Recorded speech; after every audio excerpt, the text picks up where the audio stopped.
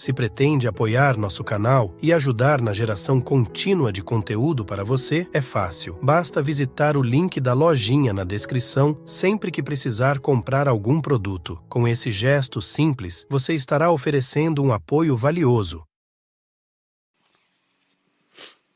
Olá, Eckhart. A minha pergunta é num nível um pouco mais pessoal.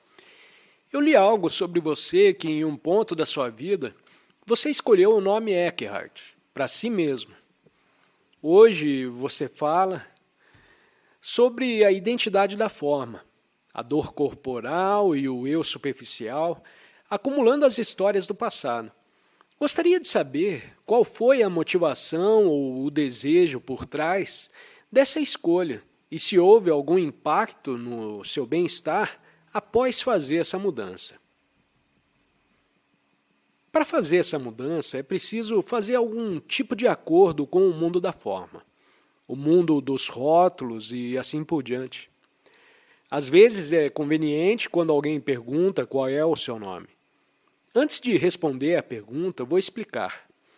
Quando alguém te pergunta qual é o seu nome, é mais prático e evita muita complicação dizer meu nome é assim e assim. Isso não significa que você se identifica com esse som em particular, mas funciona melhor do que dizer eu não tenho nome nem forma, porque isso pode confundir e provavelmente vai acabar com a conversa. Então ajuda a ter um nome na vida normal, mas há outra coisa. Esses são formas de pensamento. E seu nome, é claro, está conectado com sua identidade de forma. Conforme você cresce e passa pela vida, você tem todos os tipos de experiências. E seu nome meio que absorve o sabor de todas essas experiências que você tem. Elas se tornam parte do que o nome absorve. Portanto, um nome pode se tornar pesado demais depois de anos e anos, especialmente de sofrimento. O nome pode refletir o sofrimento de todo o seu passado. E há uma razão pela qual, em muitas ou na maioria das tradições espirituais, quando você entra nos caminhos espirituais formais, seja no cristianismo, hinduísmo ou budismo, você adota um nome diferente. A ideia por trás disso é que você abandona o seu passado. Exatamente porque o nome meio que simboliza todo o seu passado. E às vezes até uma carga energética que vem do passado. Todas as coisas que se apegam a você através desse nome. Então a ideia em muitas tradições espirituais é que quando você embarca no caminho espiritual, você adota um nome espiritual que considera mais real. Bem, não é definitivo ou real porque é apenas outro som, mas é mais real do que o seu antigo nome de nascimento. E, definitivamente, é algo que não tem o peso do passado. Mas o perigo com isso, é claro, é que no momento em que você adota um nome espiritual, todos saberão que é um nome espiritual. E muito rapidamente pode haver uma identificação egóica com você, como tendo um nome espiritual imediatamente superior a todas essas outras pessoas que não o têm, que ainda escolheram o caminho espiritual e ainda estão usando seus nomes de nascimento. Todas essas pessoas não despertas, mas agora têm um nome espiritual porque eu sou espiritual. E assim o ego novamente sempre entra pelas portas dos fundos. No meu caso, houve um momento em que o despertar aconteceu e houve uma mudança na consciência. Houve um certo ou considerável grau de descontinuidade com o meu passado. Senti que minha infância foi predominantemente infeliz, com alguns momentos felizes, claro, mas predominantemente infelizes, causados pela inconsciência dos meus pais. Eles não eram pais ruins, eles faziam o possível. Eu nunca sofri nenhum tipo de punição física. No entanto, havia um drama contínuo na casa dos meus pais, E eu era o único filho com minhas dores corporais. Crescer ali era um pesadelo.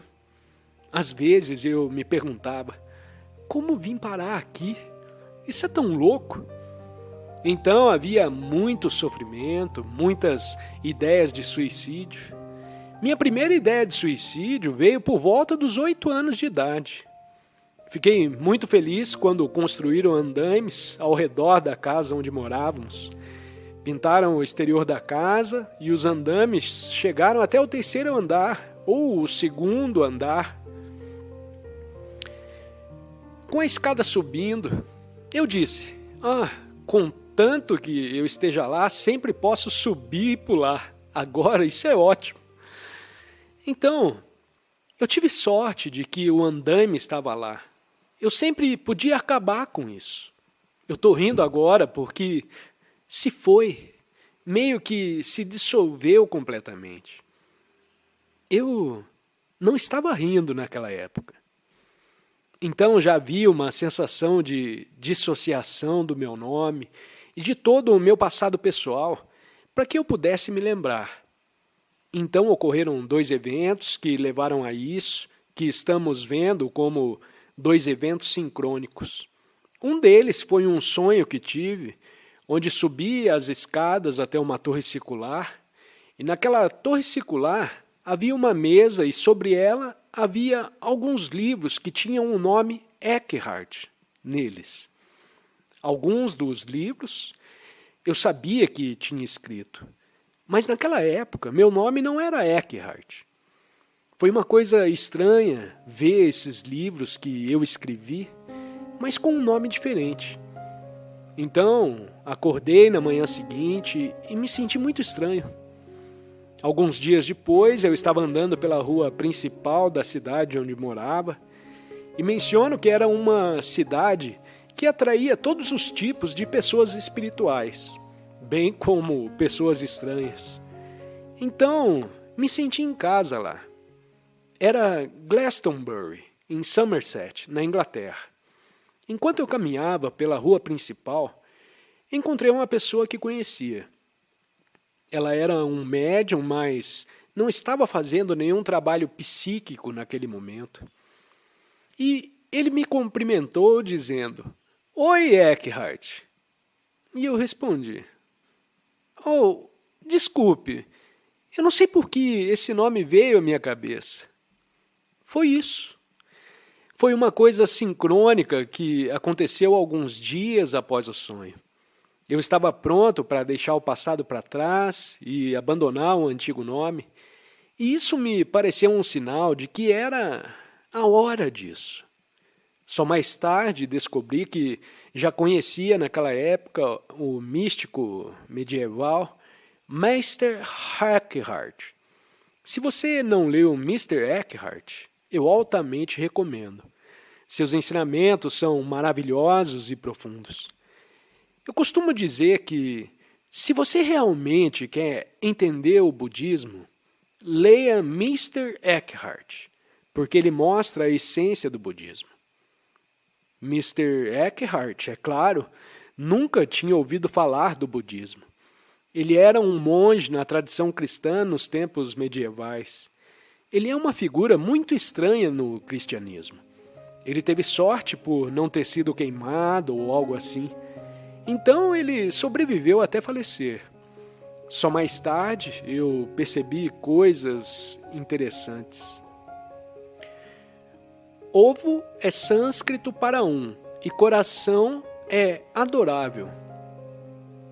Então isso se tornou o nome Eckhart. Ainda é apenas um nome. Em algum momento ele se dissolve e está tudo bem. Não é algo que você usa como uma peça de roupa, até não usar mais. Então, basicamente, foi assim que aconteceu. Você está pensando em mudar de nome ou já fez isso? Estou pensando. Certo. Você está esperando por algum tipo de sinal?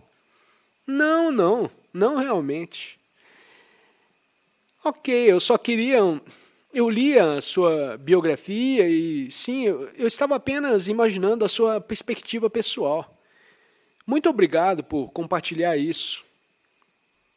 Bom, então me deram esse tipo de sinal, uma coisa sincrônica. Muitas vezes é muito interessante quando eventos sincrônicos como esse acontecem. Então, lhe desejo tudo de bom. Talvez em algum retiro futuro, se houver retiros futuros, ou se não houver mais outro retiro, me avise se você adotou um novo nome. Mas é claro que perceber a essência de quem você é, Anami, sem nome, sem nome.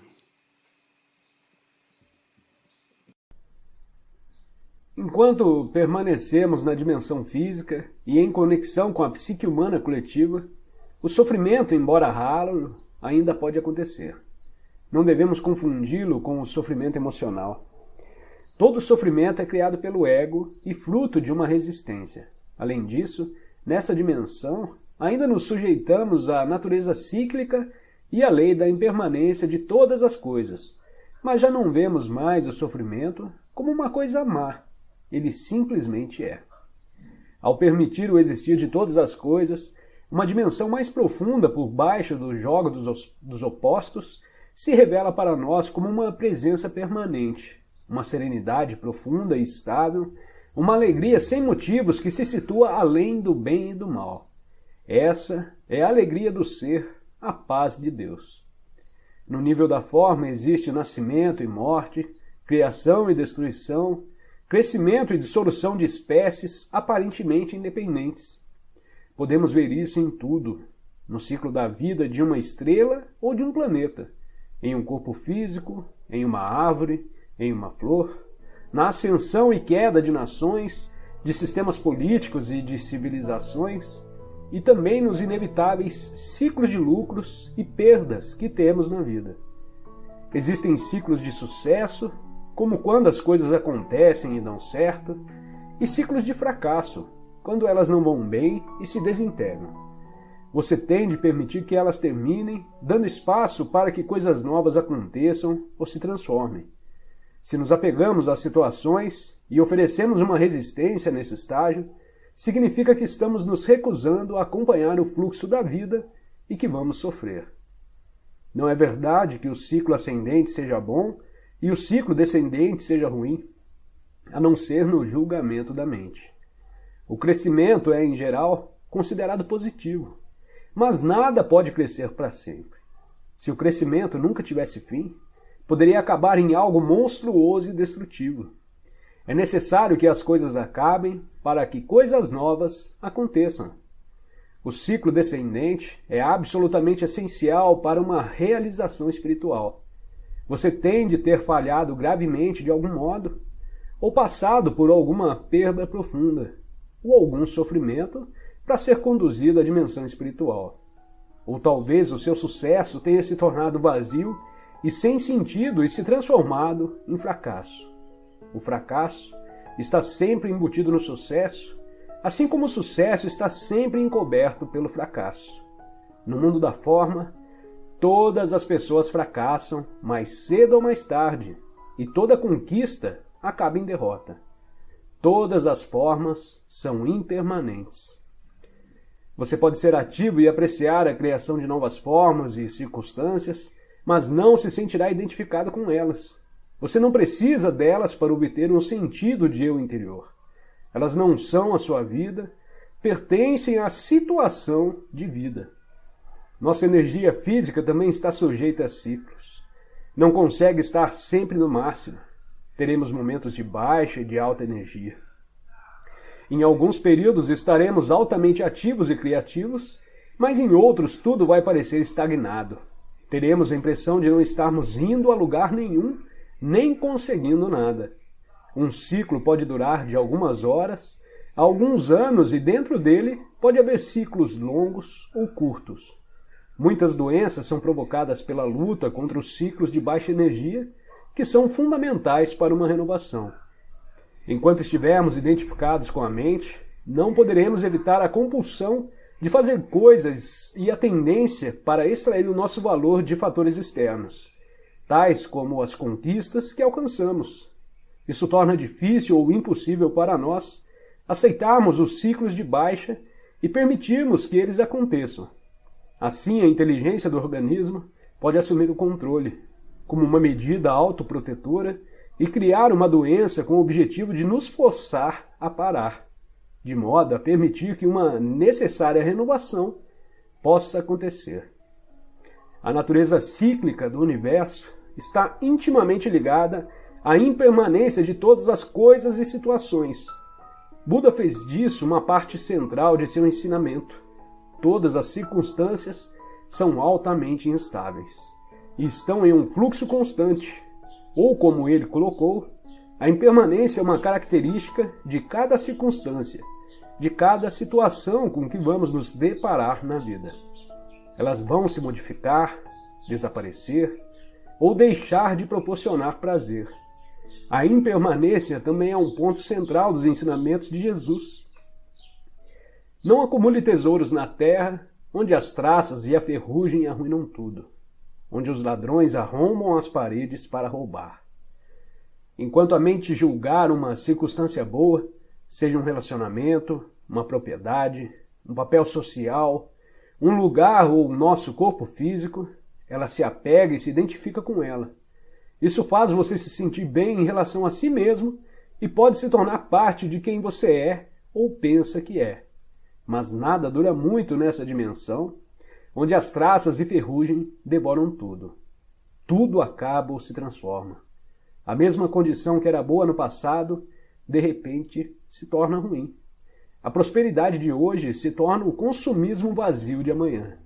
O casamento feliz e a lua de mel se transformam no divórcio infeliz ou em uma convivência infeliz. A mente não consegue aceitar quando uma situação com a qual ela tenha se apegado muda ou desaparece. Ela vai resistir à mudança. É quase como se um membro tivesse sendo arrancado do seu corpo. Às vezes ouvimos falar de pessoas que cometeram suicídio porque perderam a fortuna ou tiveram sua reputação arruinada. Esses são casos extremos. Outras pessoas, ao sofrer uma grande perda, tornam-se profundamente infelizes ou adoecem. Não conseguem distinguir a vida da situação de vida. Li recentemente sobre uma famosa atriz que morreu depois dos 80 anos e foi ficando cada vez mais infeliz e reclusa conforme envelhecia. Ela estava identificada com uma circunstância, a sua aparência externa. No início, isso lhe deu um sentido feliz do eu interior, depois um sentido infeliz.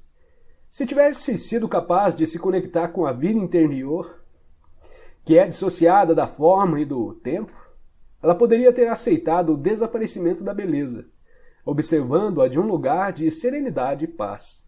Além do mais, sua aparência teria se tornado cada vez mais transparente à luz que brilha através da verdadeira natureza, de modo que a beleza externa não teria sumido, mas se transformado em beleza espiritual. Porém, ninguém contou a ela que isso era possível. O tipo de conhecimento mais básico ainda não está ao alcance de todos nós.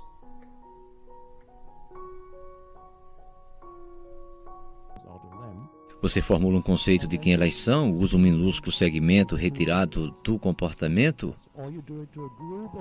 que é outra forma de condicionamento que vem fora delas.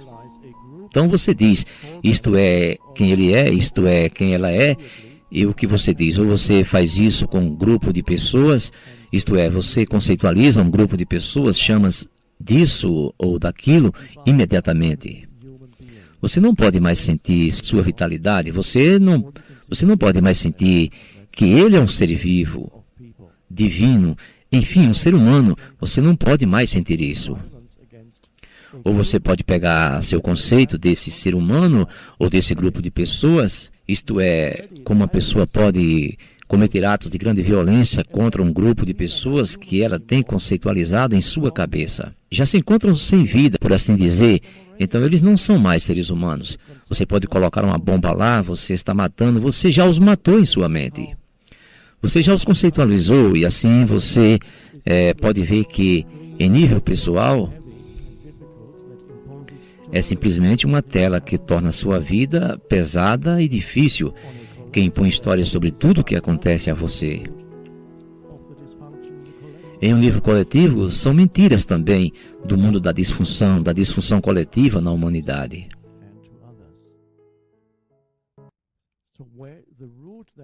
E o que nós estamos fazendo a nós mesmos e aos outros? Então, a turbulência em ser identificado com o pensamento condicionado, a solução é sair do pensamento condicionado. E a mente diz, você não pode, é impossível fazer isso. Quem está falando? O pensamento condicionado. Sinta o corpo. Não, eu não posso sentir o corpo agora porque eu tenho muita coisa em minha mente. Quem está falando? A mente. Então a mente dirá também a você quando você acordar na cama, você precisa pensar sobre isso agora. Se você não pensar sobre isso agora, entra em colapso. São 4 horas da manhã, não há nada que eu possa fazer. Você é torturado por sua própria mente. O corpo acredita que todos os pensamentos que você tem são a realidade. Em todo tipo de medo que você tem, que você está realmente em uma situação assustadora.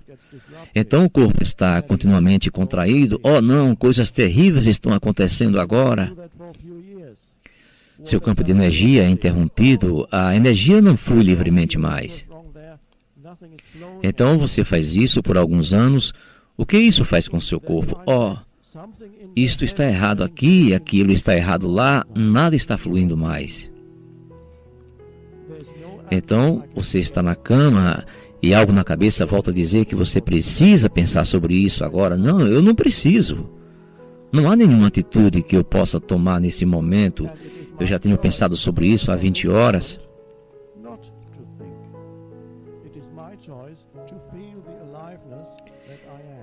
E a minha escolha nesse momento, não pensar. E a minha escolha, sentir a vida que eu sou. Então, a mente diz, não, você não pode fazer isso agora. Você pode identificar o pensador e não confundir o pensador com quem você é.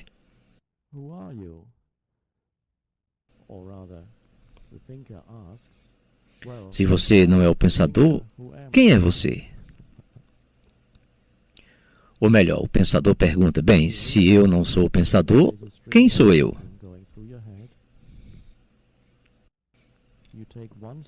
Quando você perceber que há uma corrente de pensamentos através da sua cabeça, você dá um passo para trás do pensamento internamente. Quando você está no corpo, isso é fácil, é claro. Dê um passo para trás e saia dos pensamentos. E você pode escolher nesse momento que você não quer pensar.